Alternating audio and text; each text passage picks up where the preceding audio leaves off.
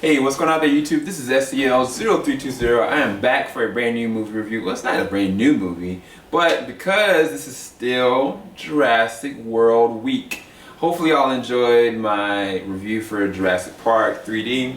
Hopefully you enjoyed my review for Jurassic World, the non-spoiler and spoiler review. If you haven't, definitely go and check those out. I'll leave them in the link in the description bar below. But this time around, I'm actually doing the review for Part 2, Jurassic Park: The Lost World. And I liked revisiting this because it was a lot of things that I had forgotten about it, and it was a real good time. I didn't think it would be, because looking at it from the beginning, when it kind of started off with the family that was off the coast of the island, like to the separate side of the island, and they were kind of just like chilling out and stuff like that, and the little girl, she went back to the back eating her, like, I think it was like brisket or something like that.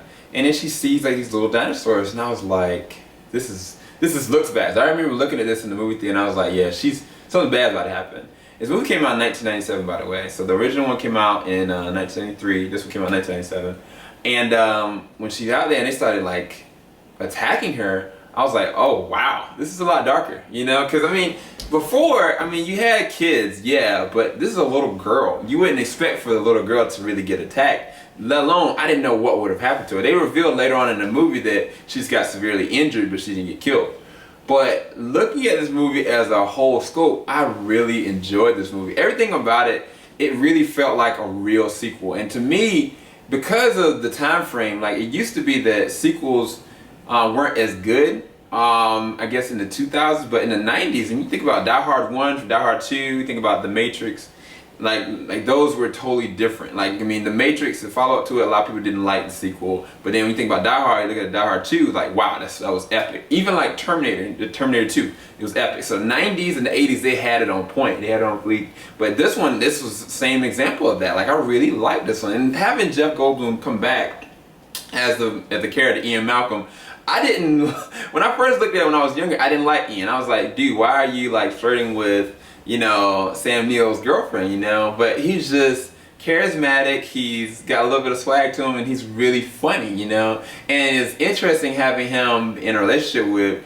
Julianne Moore, and then having the young African-American girl to be his daughter. And I know they had talked around the idea of him like having all these different kids, relationship, like I think he said something, mentioned like, I swap out like something, like I swap out like ex-wives or something like that. And this was really evident in this one, because I was like, this is hilarious. So when I started looking at it, and they started bringing up like John Hammond was really sick, and then they showed the kids again, they're a lot older, I was like, okay, I know he's not gonna bring this man back to the island. But then like he used the ploy of having Julianne Moore's character, who's like really into this whole entire thing. And it's funny because Ian Malcolm got discredited, and basically I think they erased his tenure, and then they basically discredited him in every way, and that was all due to John Hammond's nephew. And John Hammond's nephew, he has this ideal that he wants to basically recreate everything that his uncle did, but he wants to perfect it. He wants to take ownership of it. But one of the things that John Hammond understood about the first one is that you can't take control of something. Even though you make it, like, life always finds a way of self-preserving itself. And in this one, like, it's so crazy because looking at it from a visuals perspective, I really loved every scene that I was looking at. Like, when they were actually on the second island and they were trying to go and explore stuff, and stuff started to kind of crumble around them, especially the scene where they were in the convoy. And it was funny because they had just came off of like running from something. They were up in the porch, and Ian Malcolm was with his daughter. And she's like, sweetheart, stay there, you know. And they went to the convoy. You come to find out that they took a baby T-Rex, and I was like, this scenario is just bad, you know. This is a bad scenario. And sure enough, the mom and the dad came. They took that convoy, went over the edge, and they were just falling. And one of the things that I thought was so funny about the scene is raining. It was a raining sequence, and I mean, it kind of made nudge to like the gentleman that had gotten killed in the first one, because he was like the ploy of like getting everything and wanting to leave the island to make money, you know. And this time it was the total opposite. The guy that was really trying to help them, like live, like he was literally doing everything he could with this Mercedes Jeep, and trying to keep them alive. And one of the things I guess about this one is that they had a lot of characters I actually really liked. I mean, even they had, what was the guy's name that was trying to protect them? I forget his name in real life. I think it's Richard Smith. Yeah, he played the role of Eddie. Eddie unfortunately died saving them. But then you also had Vince Vaughn, that you thought he was just a normal photographer. He wasn't. He was actually an interesting character that had a lot of different skill sets. And when he went and raided to the nephew's location, where he was trying to basically take all these animals and move them off site, he literally sabotaged everything he did. I thought, okay, yeah, Vince Vaughn's character is really cool. And it's funny, this movie was 18 years ago, but Vince Vaughn was actually looking pretty good. He was in shape, stuff like that. I thought it was really cool. But I mean, like I said in this one, Jeff Goldblum's Ian Malcolm shines throughout most of the movie. Even in scenes that, like, I was like, man, people are just dying left and right. And that was the other thing about this one.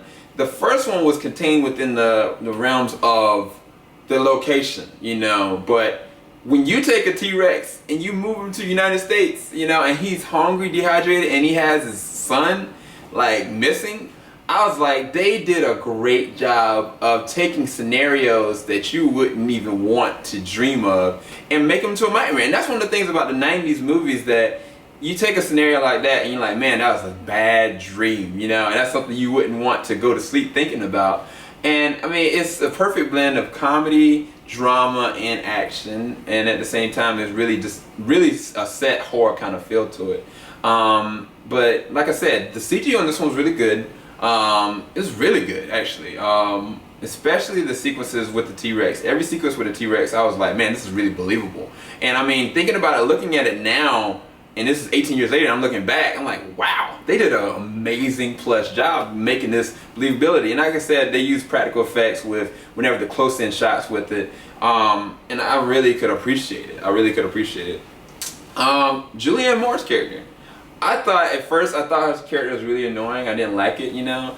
But as the show moved on, as the movie went on, she started getting this understanding, you know. I was like, okay, she gets it. It's just kind of like Laura's character in the first one. Like, she's like, okay, I love this and I love being here, but I have to respect nature because it's gonna find a way, you know. And it's funny how these animals have, there's a science behind how they've self-preserved themselves, because basically when they got created and they got incubated and everything, after a certain point they weren't supposed to be able to survive, you know, sustainably. But it was like some of the things that not the carnivores, but the plant eaters were eating, it diluted the stuff that was in their enzymes of their DNA. And then of course the carnivores that were eating the ones that were the plant eaters, they were getting healed from that factor, and so they could be able to sustain themselves alone, you know. And even towards like the end of the movie, that's when it starts really getting really good, because you get the sequence with the raptors. And now that I've looked at like Jurassic World and how the raptors were kind of tamed in a sense, but yet not. When I looked at that scene when they were running through like the bushes, or not the bushes, but like the field, and these like raptors are just systematically like taking them out, and even like giving everybody hell, like the black girl, like when she was like she was trying to get away with Julianne Moore's character, I was like, man, this feels like a level of dread. Like I'm scared for them. Like I'm like looking at the original, I don't know how the two kids survived as long as they did, because these raptors are relentless, you know. And I just really like the ending as well, like, because it could have come off really cliche of having Julianne Moore and what is his name, Jeff Goldblum's character go and just like be off the island and leave. No, you leave thinking, oh wow, the T-Rex is being moved off. They could have made that into a sequel in and of itself, but no, they wanted to show you what that's gonna look like. And I think some people think the movie ran a little bit long, but if it hadn't had that moment of like when you see a T-Rex moving through a city and just killing a dog or just eating a random person, like that really is a fear. And that was systematically done in the storyboarding, and I could tell Steven Spielberg was written all over this, you know. And it's a classic. I mean, it's just as much of a classic as the first one, and I really do appreciate it. And I really liked it. I mean, I gave it a 9 out of 10. Like, I really liked it. Especially the revisiting it after looking at Lost World, because some of the stuff that with Jurassic World, it made a lot of slow nudges, and it's just really good. I really enjoyed it, and I really love revisiting it. I wanted to say though that the character Roland, and Nick is Vince Vaughn's character. I wish, or I hope, that their characters get revisited later on. If they make a sequel to Jurassic World, which I think they are based on some information I just heard about, I think that would be really awesome. But even the end, this is a spoiler if any of y'all haven't seen it, I assume you had, but having like John Hammond's son, or not son, nephew get killed by the little T-Rex, I was like, yeah, that's what you get. And like, they were smart about how they got away. They jumped off the boat, they lured it to him, but the whole sequence was just really action-packed. It was really gritty, I really liked it. But how like the T-Rex was like, yeah, son, take him out, you know? I thought that was perfect. Even in the movie theater, I thought like, yeah, that's it. And even then, I didn't always looking gore like that, but it was really awesome. So hopefully you enjoyed my review for Jurassic Park: The Lost World. If you did, leave a like below. If you have any questions or any thought process about The Lost World, what you thought about it, definitely in the comment section below. And like I said, I'm going to leave a link to my Jurassic Park 3D review and my Jurassic World and non-spoiler and spoiler reviews for it in the description bar below. So definitely go and check that out. I do want to give a shout out real quick to somebody that made a correction for me, and I really appreciate it. It was Jayana J. Thank you for correcting me, because she had said in The Lost World that the practical effects they used with actually having an animatronic T-Rex was also used in Jurassic World. I thought it was all CG elements, and that's where I was wrong. So I acknowledge that. Thank you, Kiana. She's a huge fan of the channel, and I really appreciate everything you do as far as the comments and the likes and stuff like that. But I definitely wanted to call you out and give you a shout out for that. Thank you for that information. But I'm about to be out, y'all. I'm about to go look at Jurassic Park 3 now. This is SEL0320 signing out. Y'all blessed evening, blessed day, blessed night. Next review is coming up soon. Later.